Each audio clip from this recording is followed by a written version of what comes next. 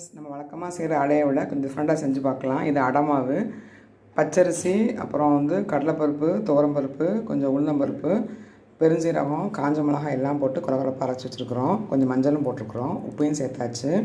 அதுக்கப்புறம் சுரக்காயை இந்த மாதிரி பிஞ்சு காயாக வாங்கிட்டிங்கன்னா இந்த விதையை ரொம்ப பெருசாக இருக்காது.